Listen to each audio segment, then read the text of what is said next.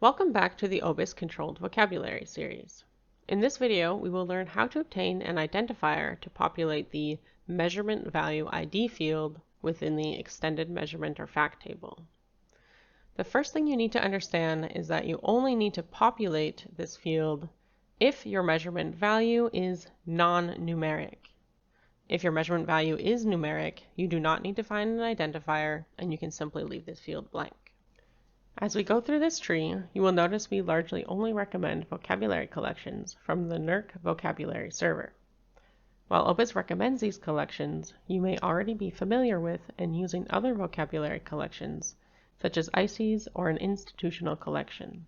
Know that you do not have to change your vocabulary collection if you're already using another one.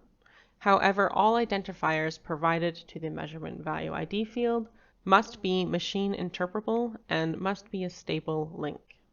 The other thing to note is that this tree is not exhaustive, meaning that we show several different categories for measurement value ID, but there are, of course, other categories that may not be included. If you have specific use cases you would like to see demonstrated or have questions about, please do not hesitate to reach out to us at helpdesk@obis.org. or send us a message on the OBIS Slack in the vocabulary channel. Now let's take a look at the different options for measurement value ID. You'll see we have split the tree into 3 sub-branches for different categories of measurement values. The first are measurement values related to the characteristics of a biological entity. Next are values related to information about sampling devices, instruments, platforms, and or vessels. And finally, we have a category on habitat. So let's start with the branch on biological entity characteristics. This branch is relatively simple, as we have different characteristics in the middle, such as sex, life stage, morphology, color, and behavior. And then the suggested collection on the left is in light blue. You'll see most of these collections are from the NERC vocabulary server, with the exception of behavior.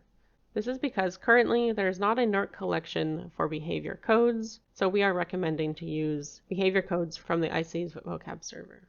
We will come back to this collection in a moment.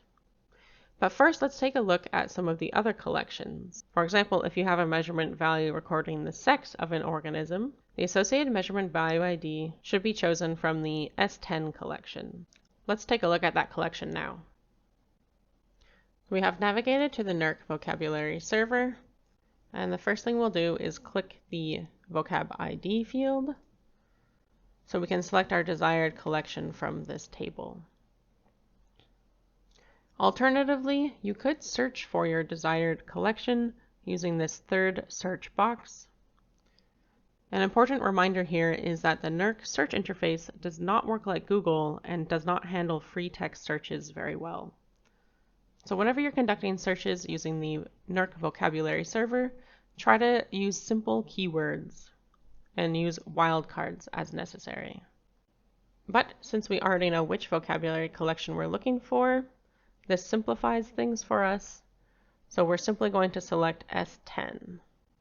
You'll notice when we hover over, it does give us the title of that collection, and we can see that it is the biological entity sex category terms. So once we have clicked that, we will click search, and this will bring up all the terms in the collection. And now we can look through the collection to select the appropriate code for our measurement value ID. So if we had an organism with an indeterminate sex, we will click the identifier, which brings us to a new page with the URI, and this is what we will copy into the measurement value ID field. Let's also take a look at the morphology collection, S14. Right away, we can see there are many more potential codes we can use, such as pennate, centric, many brown tentacles, thick arms, regular, ladle-shaped, round, thick, tubular, blade, and so on. If you cannot find a code that suits your needs, please request one using the appropriate GitHub repository So in this case, it would be for the S14 repository. We go over how to request new codes in more detail in the last video of this YouTube series. Now let's come back to selecting codes for behavior. Because we're using codes from the ICES behavior collection, we must navigate to the ICES homepage. From the ICES homepage, we'll go over data, and then from that header we will click vocabularies, and then from the left we will select ICES vocabulary server. In the search bar, we will type behavior. Note the spelling here that behavior must have a U. Now the search results are giving us all potential codes that have the word behavior in it. However, we are looking for the behavior collection. Fortunately, on the first row, there's a link to the behavior collection. When we click that, it opens a new tab that provides us with all potential codes within the behavior collection. So if we're looking for a code for a surfacing behavior, we can go ahead and find that here, and we will click the code hyperlink. This again opens a new tab specifically for the surfacing behavior. Note that although the code is listed here at the top as 119, this is the code given to the term within the collection, and it is not the code that we will copy into our measurementValueID field. Recall, all codes must be a link that is machine interpretable. So to actually obtain the code, we will click the Link to Web API button, and then we will copy the URL of this page. So that will be this URL. And this is what we will paste into the measurementValueID field for any codes obtained from the ICES vocabulary collections. Returning to our tree, let's look at the other categories. The next category is for sampling devices, instruments, platforms, or vessel information. Within this category, we've split it up further to simply sampling device information, or platform or vessel codes and names. Starting with the bottom category for platform or vessel codes, there's simply two collections you can choose from. The first of which is C17, which is a bit more specific, including ICES names, or L06, which is a bit more generic and includes platform categories. Let's take a look at both of these categories so you're familiar with what kind of information is in either. So within the C17 collection, we can see that there are specific names for different ships and different platforms. For example, if we click on the code for Triton, we can see that the name Triton is associated with a research vessel, and the definition has various other important information, including when the vessel was built, its call sign, the length, and when it was commissioned. Now let's take a look at the L06 collection. Here you can see this is much more general. Rather than specific names for platforms, we have generic ones like submersible, land-sea mammals, float, cetacean, unknown, and so on. So both of these collections allows you to record information regarding the platform or the vessel name or category within the EMOF table. Now, if we're looking to record information about the sampling device, the first question you need to ask is if you know the name and the model of the sampling instrument. If you do, then you can look in the L22 collection, but if you don't, look in the L05 collection, which is similar to the L06, where there's simply categories that are more generic. Let's again take a quick look at both collections.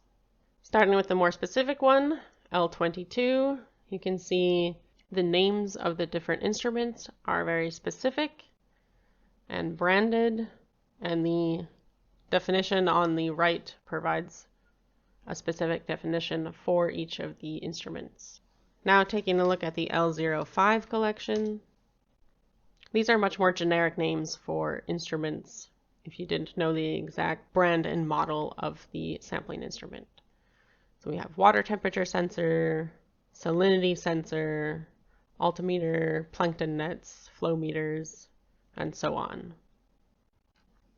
Returning again to our tree, we'll look at the last category for habitat. Here there are two options, the first of which are again a bit more specific, including HELCOM as well as Marine Habitat Classification for Britain Ireland collections. So HELCOM is associated with M23, and the Marine Habitat Classification for Britain Ireland are currently associated with M24, although I will note that there are many versions of this collection. So if this is a collection that your organization uses, always make sure you are using the most up-to-date collection. And then the other option you have is C35, which is associated with more broad habitat descriptions. And these descriptions come from the European Nature Information System. So again, we'll take a quick look at what kind of information you can find within these collections. Starting with M23. So this is the HELCOM collection. So you can see that the habitat descriptions in this collection are rather specific, and they are also all Baltic. Now let's look at the M24 collection. So again, we can see that the habitats are rather specific and also include very specific mention of species in many cases, such as this one, Fucus spiralis, on moderately exposed to very sheltered upper littoral rock. But it does include some more generic codes, such as shallow, muddy sand faunal communities, and so on. Now let's take a look at the more generic collection, which is C35. Here we can see that the habitat descriptions are much more generic: deep sea mud, littoral sand and muddy sand, features of infra-littoral rock, deep sea muddy sand, littoral sediment, sublittoral mixed sediments, and so on.